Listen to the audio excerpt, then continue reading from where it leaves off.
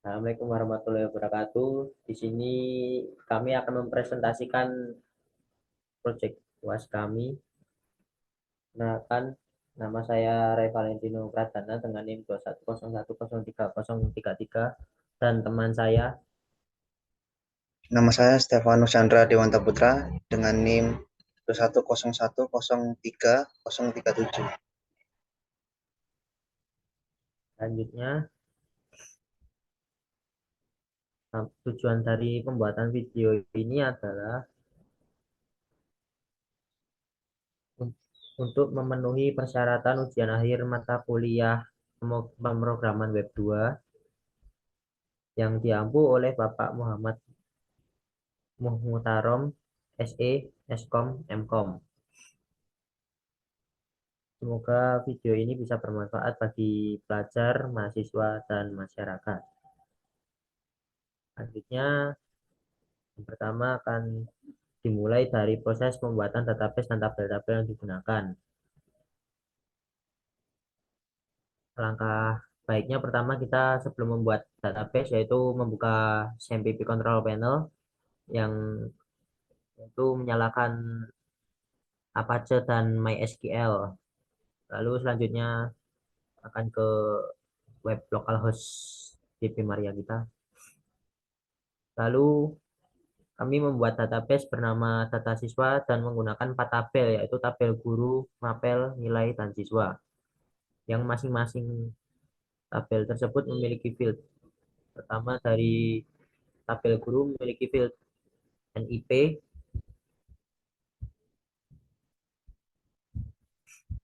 sama field NIP integer 11 primary, nama guru char 50, wali kelas enum 1 2 3 4 5 6, jenis kelamin enum laki-laki dan perempuan. Selanjutnya mapel. KD Mapel sebagai primary, varchar 11, nama Mapel enum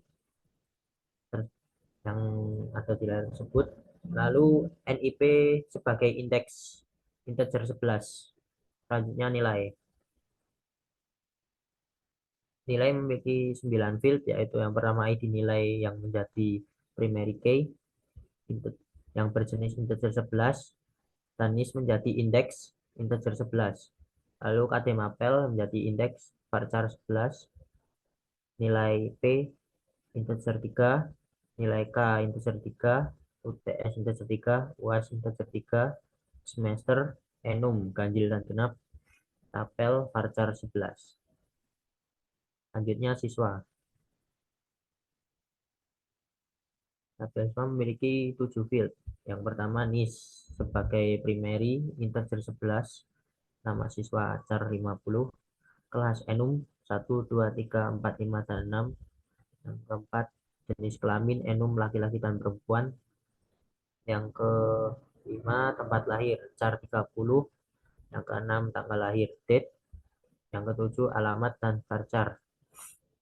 Selanjutnya, kita menjelaskan pembuatan koneksi database dan tabel-tabel yang dipakai. Yang pertama adalah install CI, lalu rename menjadi data siswa. Setelah itu pindahkan ke file CMPP htdocs. Kemudian konfigurasi CI juga melalui file yang kita pindahkan ke htdocs menggunakan folder aplikasi config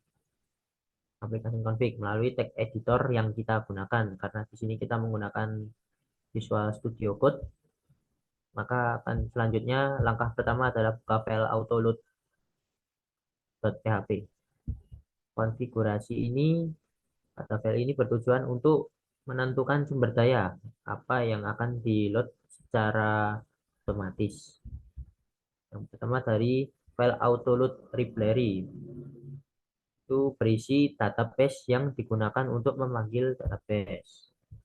Yang kedua, autoload helper yang berisi URL untuk digunakan memanggil database URL.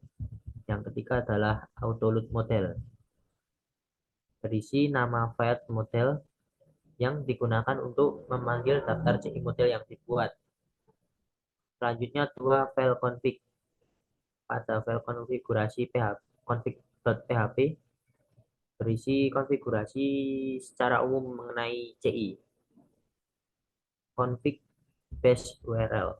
Konfigurasi ini berisi alamat URL sebuah aplikasi yang kita buat. Pada tutorial sebelumnya, instalasi CI di SAMPP htdoc data siswa. Untuk konfigurasi filenya maka menggunakan http://localhost/data siswa. Selanjutnya juga file database.php. Data file ini mengisikan konfigurasi untuk koneksi ke database menggunakan database MySQL yang terpaket di dalam aplikasi SAMPP, yaitu dengan hostname localhost, username root, password kosongkan saja, database adalah nama database yang kita buat tadi. Karena yang kita buat tadi adalah data siswa, maka kita masukkan nama data siswa. Yang selainnya itu setting bawaan. Yang keempat, file routes. File routes konfigurasi routing ini digunakan untuk memetakan perintah atau request ke dalam controller di dalam website yang dibuat. Misalnya membuat alamat www.website.com. Permintaan tersebut tidak dapat menyertakan nama controller yang digunakan yang ingin dibuka, tapi kita bisa membuka secara default, mengarahkannya secara otomatis dan menggunakan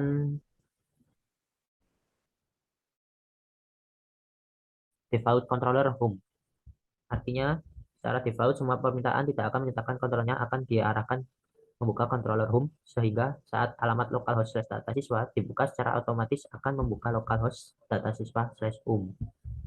Selanjutnya 5, buat file htaccess.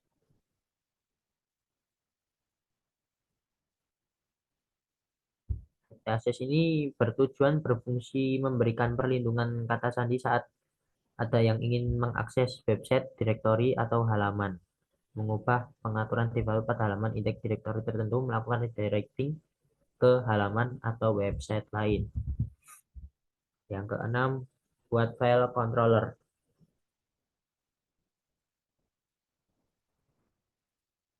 Contoh controller pertama adalah home.php. Dalam folder aplikasi controller yang berperan mengirimkan parameter mengenai inputan formulir, mengatur view, model, mengaktifkan library, dan helper pada CI home.php yang akan dijelaskan oleh teman saya, Stefanus.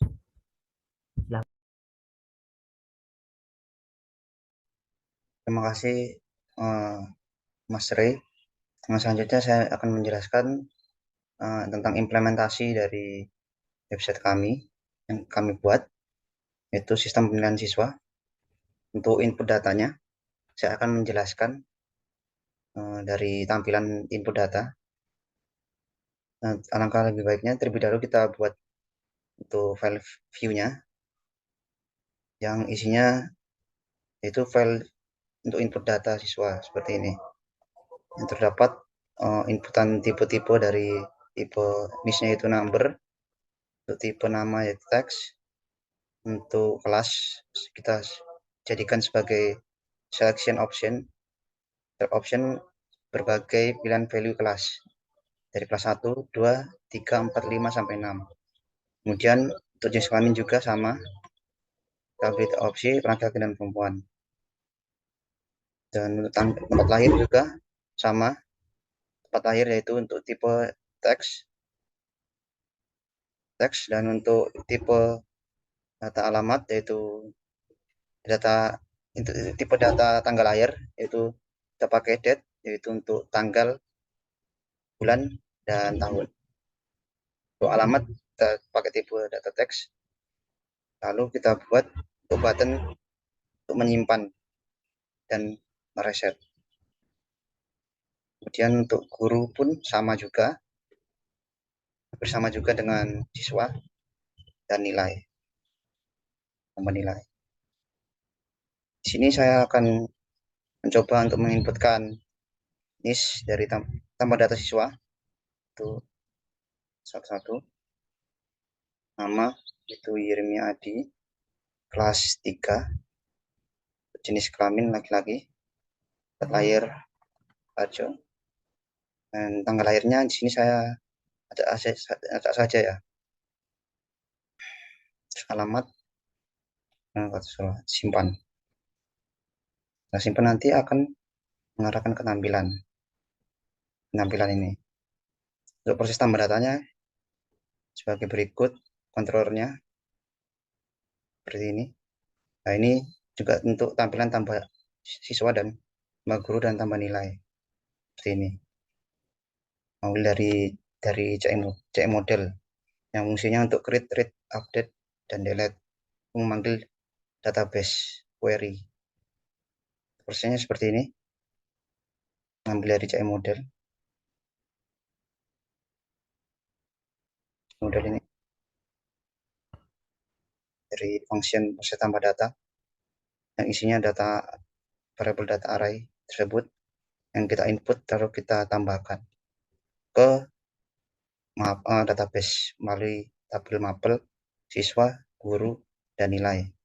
Berdasarkan proses tambah data masing-masing entry data, contoh seperti siswa, guru, dan nilai masing-masing kita klasifikasikan. Kemudian untuk list datanya, tampil list data, sama juga untuk tampilannya kita buat di file yang saya klasifikasikan foldernya sendiri-sendiri yaitu siswa, nilai, dan untuk siswa tampil siswanya seperti ini. Itu kita buat konten dan konten fluid dan kita buat row agar sebaris dan sekotak. Kita buat untuk tabelnya akan membuat border kotak-kotak sini yang isi headnya, id headnya, nomor, NIS, nama, kelas, jenis kelamin, tempat lahir, tanggal lahir, alamat aksi. Yang di dalamnya yaitu dalam T-body-nya isinya itu kita fungsikan menggunakan perulangan dari siswa yang kita aliaskan S yang kita ambil dari controller dan dari C model terus diarahkan ke controller untuk mengaturnya. Kemudian untuk hapusnya saya akan jelaskan, kita coba untuk hapus.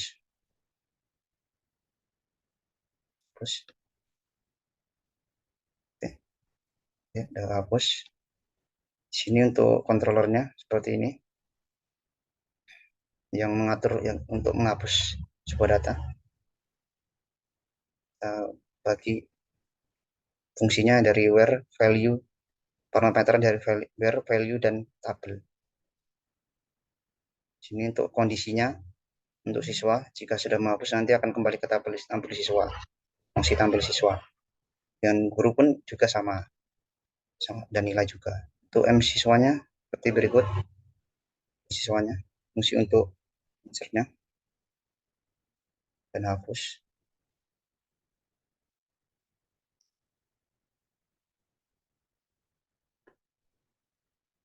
Ini hapusnya. Kita ambil dari parameter where, di mana letak value-nya dan tabel. Dan delete tabel. Yang diambil dari database. Untuk tampilannya pun juga sama. Kita juga ambil dari dbget, get dari tampil data, dari database kita ambil semua isi dari tabel siswa, guru, mapel, nilai, dan lain-lain. Dan isinya seperti tadi yang ada di tampil siswa tadi dan guru. Selanjutnya saya akan menjelaskan untuk bagaimana cara mengatur template atau menggunakan template-nya dan template yang saya pakai. Dari kelompok kami memakai yaitu template SPadmin 2 yang berasal dari Bootstrap, framework Bootstrap. yang saya download dari Star Bootstrap Admin 2. Cara makanya yaitu kita copy dulu file dari bootstrapnya ini, setelah kita ekstrak, terus kita kopikan ke Star Bootstrap, ke htdoc ini data siswa, kita kopikan. Nah, nanti yang diambil hanya CSS, folder CSS, folder image, JS, SCSS, dan vendor. Kita ambil dari situ. Nanti kita buat folder sendiri, yaitu folder files atau aset. Kita sendirikan. Fungsinya untuk nanti memanggil letak dari folder tersebut, file tersebut. Di sini untuk cara menggunakannya, kita masuk ke file Star Bootstrap, index.html di sini. Kita copy semua file tadi. Ini kita copy semua. Terus kita buat file view di aplikasi itu home. Sini isinya itu landing main kontennya atau halaman utamanya yang berisi dashboard, yang kita klasifikasikan yang berisi dashboard, footer, header, navbar, dan sidebar. Setelah kita atur dan kita klasifikasikan, mengaturnya pun harus berurutan agar tidak tertumpuk. Itu yang ada dalam home controller ini. Kita atur di indeks ini agar yang pertama yaitu header dulu, terus terlebih dahulu, selanjutnya sidebar, navbar, dashboard, dan footer. Itu caranya. Dan untuk tampilan dashboardnya seperti ini. Ini juga sudah di URL, base URL. Kita base URL dari header, kita base URL. Nah, kita tadi sudah mengkonfigurasikan dan mengoneksikan dari cara instalasi CI tadi. Kita kombinasikan CI dan Bootstrap. Kita tinggal memanggil base URL-nya ini dari files, folder file tadi. Dan footer juga pun sama, footernya juga untuk JavaScript-nya sama juga. Kemudian untuk hasil inputan data siswa tadi yang kita inputkan, input tersimpan. Yang tersimpan ada 3. Kelas 2 ada 1, kelas 3 ada 3. Jadi berdasarkan dari isi dari list data tersebut. Sesuai dengan isi list data di sini. Data. Atau yang kita inputkan tadi.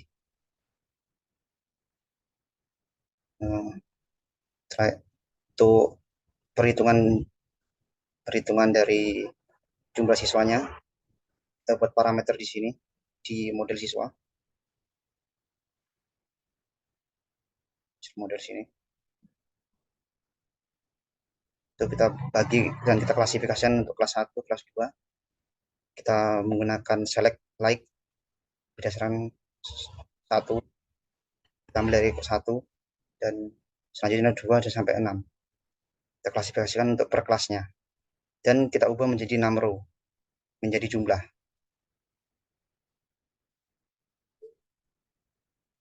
Mohon maaf tadi saya potong videonya karena ada gangguan dari Zoom. Di sini saya akan mendemokan aplikasi sistem penilaian siswa. Untuk dashboardnya seperti ini. Dan kita coba kita input data siswa terlebih dahulu. Salah satu.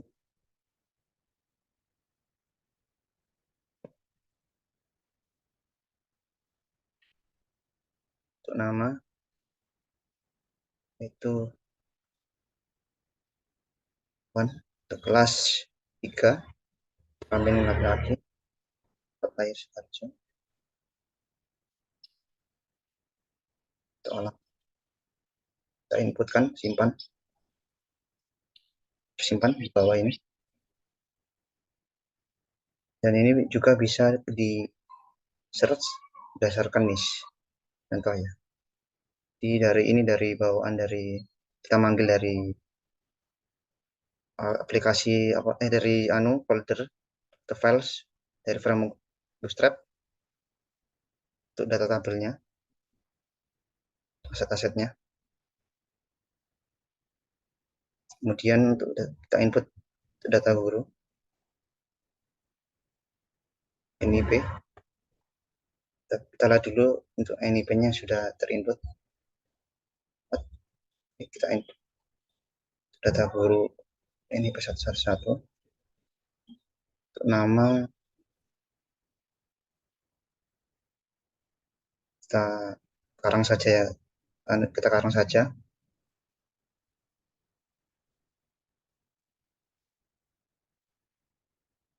Kelas 3 Islam laki-laki. Kemudian mata pelajarannya SM10X3. Terserah kita mau inputkan kode mapel seperti apa. Dan untuk mata pelajarannya just kita simpan. Sini sudah tersimpan. Dan di database pun juga sudah tersimpan. Kita cek juga di database.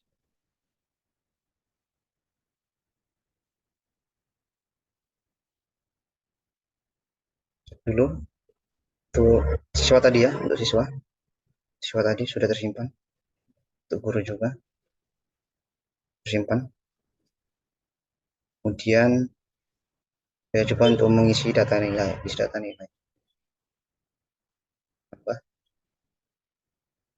Jenisnya yang sudah kita inputkan di sini saya memakai fungsi variabel query, manggil dari siswa, tabel siswa, nis dan siswanya, nama siswanya. Kita pelajaran penjas, pengetahuan sekarang, misalnya semester ganjil tahun pelajaran 2022 simpan. Nah, sudah tersimpan di sini. Coba kita hapus. Sudah. Coba kita hapus untuk ini tadi.